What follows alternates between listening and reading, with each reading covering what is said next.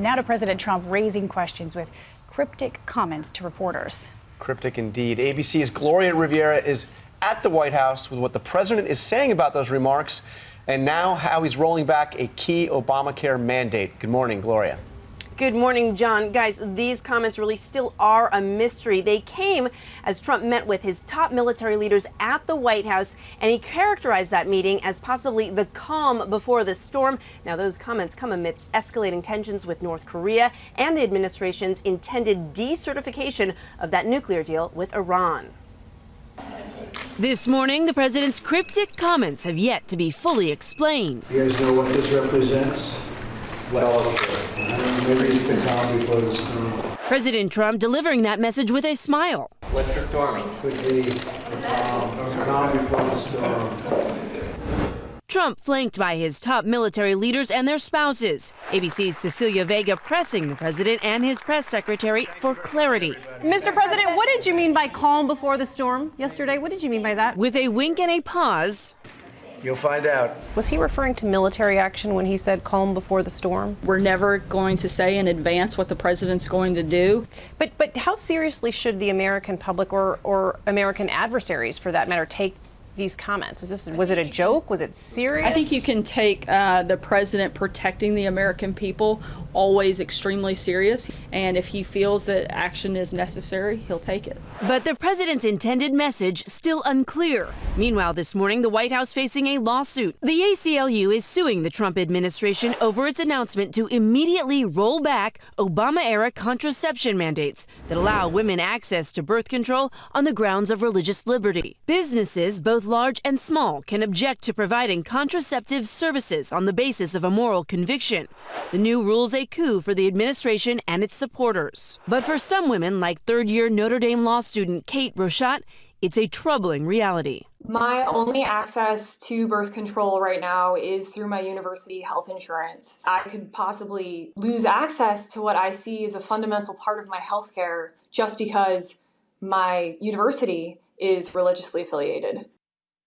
A lot of students like that feel the same way, but these new scalebacks do leave in place existing programs that provide subsidized contraceptive care to low-income women, such as through community centers. Still, one state already, Massachusetts, is planning to take these new rollbacks to court, arguing they are unconstitutional. John, Paula? Probably just the beginning, Gloria. Thanks for your reporting from the White House. Okay, John, you are our chief White House correspondent. Give us some interpret all this stuff. Yes, you can. Yes. Okay, so give us your interpretation. Calm before the storm, and then Cecilia Vega presses him on it, and he says, you'll find out. What does this all mean? Well, I got to say, who knows, first of all, to be totally honest. But you have to know the context here. This was not some grand strategy. The president didn't, have a big rollout for making these remarks. What happened is the press corps had actually been given what we call a lid at the White House. It means everybody can go home. The president's not going to make any more public comments for the day. This is on Thursday. Yes. And what happened is everybody was called back in. The press pool is called back in because the president, wants you to come in and see him with the military leaders, and then he makes these remarks. His staff had no idea he was going to do this. When the vice president was asked about it, he said, you got to ask the White House. And the vice president works in the White House. Yeah, and people still don't really know how to respond to it. I want to bring in pollster Kristen Soltis-Anderson. She's also our political analyst. She's in D.C. for us this morning. Yeah, maybe if you have your crystal ball for us this morning. But Kristen, good morning to you. I want to know, as a pollster, though, how does this really affect the way that people view Trump as commander-in-chief? Well, Donald Trump has always been viewed as unpredictable, and for an awful lot of people, that's not a good thing. It makes them a little nervous, especially in an unstable and unpredictable world. You want the commander-in-chief to be a stable force, but there are a lot of folks who are big fans of the president who think him being unpredictable, that is a feature, not a bug. It's a good thing to keep adversaries on their toes. And so I think it plays into the way people who both like and dislike the president think about him. It underscores that he is kind of a wild card. But whether you think that's a good or a bad thing, I think depends on whether you like this president or not already. Well, and this notion of the big reveal, of building up the drama and the suspense around a major decision, whether or not to fire his HHS secretary, or, I mean, he's done this countless times over and over again. This has been part of the fascination with Trump. It's actually worked for him. Now, he's never done it around the possibility of nuclear war, but this has worked for him.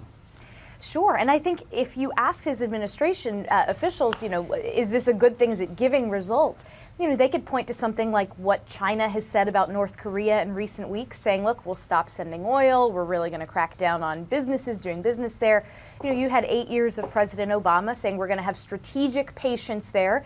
Trump comes in, he's unpredictable, he's doing things that make a lot of people very nervous. It may not, by traditional standards, be the way you want to conduct foreign policy, but I think he might say, well, look, we're getting results, and that's all that matters. All right, Kristen Soltis Anderson from D.C., thanks for your insight, and our master interpreter. Yes, and in North Korea and the Middle East, all the experts in the previous administrations didn't actually do very well either. So there you go. They were more predictable, but not more successful necessarily. Hi, everyone. George Stephanopoulos here. Thanks for checking out the ABC News YouTube channel. If you'd like to get more videos, show highlights, and watch live event coverage, click on the right over here to subscribe to our channel. And don't forget to download the ABC News app for breaking news alerts. Thanks for watching.